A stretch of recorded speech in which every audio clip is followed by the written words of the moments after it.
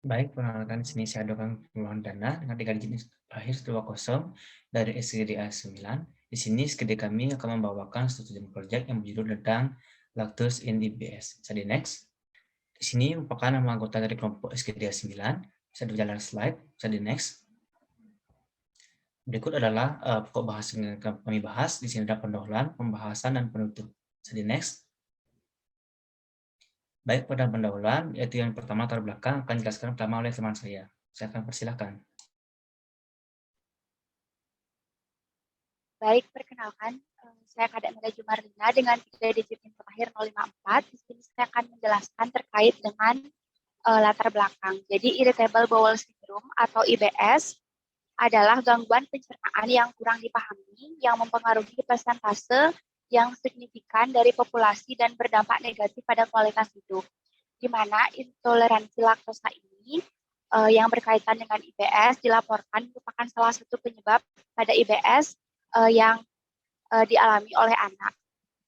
Untuk intoleransi laktosa tersendiri terjadi akibat ketidakmampuan laktase menghidrolisis laktosa yang masuk ke dalam usus halus. Nah, adanya defisiensi laktase karena penyebab ini itu dapat terjadi secara primer atau sekunder yang menyebabkan gejala klinis. Untuk penjelasan selanjutnya akan dilanjutkan oleh teman saya. Terima kasih. Baik, di sini saya akan kembali untuk menjelaskan itu tentang latar belakang, yang mana untuk PPT-nya bisa dilihat terlebih dahulu. Baik, populasi tertentu dari spesies manusia, seperti keturunan Amerika Selatan, Asia, dan Afrika, cenderung mengalami suatu defisiensi daripada laktase. Sebaliknya, untuk orang-orang yang daripada Eropa Utara dan India, biasanya mempertahankan kemampuan mencerna laktosa hingga dewasa. Toleransi laktosa mulai muncul dengan perut kembung, nyeri, mencret, mual, dan juga sebagainya. Jalan toleransi laktosa seringkali sulit dibedakan dengan IBS. Meskipun pasien yang dengan toleran laktosa mengembangkan gejala yang setelah menelan produk yang mengandung laktosa, mempertimbangkan fakta bahwa mayoritas orang secara teratur mengonsumsi produk yang mengandung laktosa seringkali sulit dibedakan dengan suatu pasien dengan laktosa dari IBS. Tingkat keparahan gejala pada pasien definisi laktosa tergantung pada dosis laktosa dan ekspresi laktosa, serta flora usus dan sensitivitas daripada gastrointestinal pasien. Selanjutnya, seperti kasus pada pasien IBS, biopsi pada pasien intoleransi laktosa cenderung tidak menunjukkan suatu kelainan, bahkan dalam kasus penyakit yang signifikan secara klinis.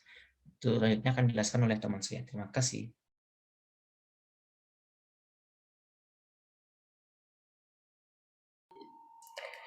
Selamat malam, dokter dan teman-teman. Perkenalkan nama saya Putri Permanita Nyeswari dengan 3 digit yang terakhir 186. Di sini saya menjelaskan rumusan masalah, tujuan, dan manfaatnya. Dari rumusan masalah tersendiri, yang pertama, apa definisi dari lactosa inheritable bowel syndrome, bagaimana metode pencarian jurnalnya, bagaimana digesti dan absorpsi laktosanya, apa RDA laktosa, apa risiko gangguan dari lactosa inheritable bowel syndrome, dan bagaimana pendekatan nutrisi dari lactosa inheritable bowel syndrome. Untuk tujuan penulisannya, yang pertama, dapat mengetahui dan memahami definisi lactosa inheritable bowel syndrome. Yang kedua, dapat mengetahui dan memahami metode pencarian jurnal. Yang ketiga, dapat mengetahui dan memahami digesti dan absorpsi pada laktosa. Yang keempat, dapat mengetahui dan memahami RDA laktosa. Yang kelima, dapat mengetahui dan memahami risiko gangguan laktosa pada IBS. Dan yang terakhir, dapat mengetahui dan memahami pendekatan nutrisi pada irritable bowel syndrome. Untuk manfaat penulisannya, yang pertama bagi masyarakat dapat mengetahui pendekatan nutrisi pada IBS serta menerapkan pengetahuan tersebut kepada lingkungan sekitar. Yang kedua yaitu bagi institusi dan mahasiswa, di mana dapat menambah ilmu pengetahuan serta meningkatkan pemahaman mengenai laktosa di IBS. Dan yang terakhir bagi penulis itu dapat menambahkan wawasan, pemahaman, dan pengetahuan tentang laktosa di IBS. Sekian dari saya, akan dilanjutkan oleh rekan kerja saya. Terima kasih.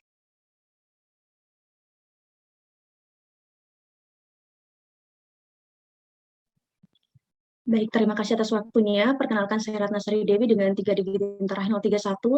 saya izin untuk menjelaskan terkait dengan definisi. Yang pertama yaitu Irritable Bowel Syndrome atau IBS adalah gangguan fungsional kronis pada sistem pencernaan yang sering didiagnosis pada penyakit gastrointestinal. Sedangkan laktosa itu adalah bentuk disakarida dari karbohidrat yang dipecah menjadi bentuk yang sederhana yaitu galaktosa dan glukosa. IBS dan intoleransi laktosa itu memiliki gejala yang sama dan keduanya merupakan kondisi yang umum dan sering ditemukan di seluruh dunia. Untuk selanjutnya akan dijelaskan oleh rekan saya. Terima kasih.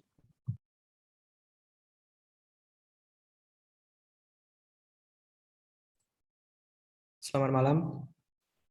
Perkenalkan, saya nama Bagus Kristiana dengan 3 digit yang terakhir 015. Di sini saya akan melanjutkan mengenai metode pencarian jurnal. Jadi metode pencarian jurnal yang digunakan dalam pembuatan tulisan ini yaitu melakukan pencarian data sekunder menggunakan database dengan kriteria kualitas tinggi melalui PubMed, Scopus, ScienceDirect, dan ProQuest. Desain studi yang digunakan adalah literatur review untuk mensintesis dan menganalisis informasi pada artikel atau jurnal sebelumnya guna memperoleh rangkuman menyeluruh mengenai analisis laktosa pada Irritable Bowel Syndrome. Literatur review merupakan uraian mengenai temuan atau teori dari penelitian sebelumnya yang kemudian dijadikan sebagai landasan untuk menyusun kerangka pemikiran yang jelas dalam tulisan ini, yang berfokus pada penarikan kesimpulan dari hasil studi sebelumnya. Selanjutnya akan dijelaskan oleh rekan saya. Terima kasih. Baik, saya Gustin Robus Baskara dengan 3 digit yang terakhir 243 ingin melanjutkan. Jadi sumber data sekunder yang digunakan dalam tulisan ini adalah artikel atau jurnal yang bereputasi internasional atau nasional, yang dipilih berdasarkan metode pencarian artikel menggunakan keyword dan boolean operator, agar pencarian bersifat spesifik sehingga mudah dalam menentukan artikel yang akan digunakan. Keyword dan boolean operator yang digunakan dalam tulisan ini telah disesuaikan dengan medical subject heading, yaitu digestion and recommended dietary allowance and lactose or milk sugar and irritable bowel syndrome. Baik, sekian dari saya. Terima kasih. Baik, perkenalkan nama saya Madidin Kanyana dengan DGD NIM terakhir 127. Saya izin untuk melanjutkan untuk mengenai digesti dan absorpsi laktosa. Nah, laktosa merupakan disakarida yang terdiri dari glukosa dan laktosa. Untuk introlisis laktosa diperlukan enzim laktase yang mengintrolisis laktosa menjadi komponennya sehingga dapat dicerna oleh usus. Baik glukosa maupun galaktosa diambil ke dalam enterosit melalui kotransport dengan natrium menggunakan transport bergantung energi yang sama atau transfer aktif dan dilepaskan ke dalam sirkulasi melalui difusi terfasilitasi menggunakan protein transport lain. Nah, laktase merupakan disakaridase yang terletak di brush border dari usus halus. Nah, konsentrasi laktase tertinggi berada pada proximal jejunum dan konsentrasinya menurun ketika menuju ileum. Laktase terdiri dari 2 situs aktif yaitu galaktosidase dan glikosil ceramidase. Nah, situs galaktosidase ini berfungsi untuk menghidrolisis laktosa menjadi komponennya dan glikosil ceramidase berfungsi memotong fluorizin dan dietary glikolipid. Nah, glukosa adalah salah satu produk dari hidrolisis laktosa. Dan transporter utama untuk glukosa adalah senyawa polar afinitas tinggi. Transport natrium glukosa juga disebut symporters, SGLT1 dan SGLT2. Dan enterosit glukosa diangkut melintasi membran basolateral ke dalam sirkulasi terutama ke GLUT2. Dari sirkulasi glukosa memasuki hati juga melalui transporter GLUT.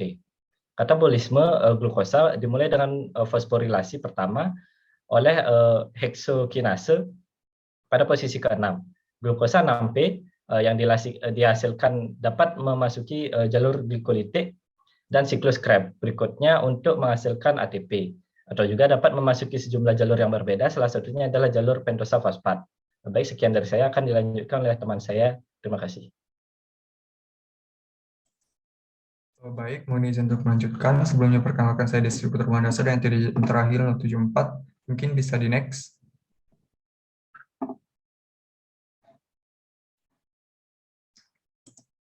Baik, saya mau izin melanjutkan. Jadi untuk jalur metabolisme daripada glukosa, dari isomerasi glukosa 6-fosfat menjadi glukosa 1-fosfat oleh fosfoglukomutase, yang dapat diikuti dengan transformasi menjadi UDP glukosa, yang dimana molekul ini merupakan prekursor untuk pembentukan glikogen. Nah, selanjutnya di sini saya akan menunjukkan ke jalur metabolisme daripada galaktosa, di mana seperti glukosa, galaktosa ini merupakan aldoheksosa yang ada di mana-mana, yang juga sebagai isomer D di alam. Penyerapan galaktosa dari elemen usus ke dalam sirkulasi darah mengikuti jalur yang sama seperti yang dijelaskan untuk glukosa, terutama menggunakan transporter SGLT1 dan GRUT2. Absorb beta galaktosa memasuki vena portal dan diangkut ke hati. Nah, galaktosa diepimerisasi menjadi bentuk alfa D oleh galaktosa mutarotase. Nah, enzim pertama dalam jalur yang merupakan enzim pertama dalam jalur Leloir. Nah, galaktokinase atau GALK memfosforilisasi galaktosa menjadi galaktosa 1-fosfat yang membutuhkan energi dari hidrolisis ATP.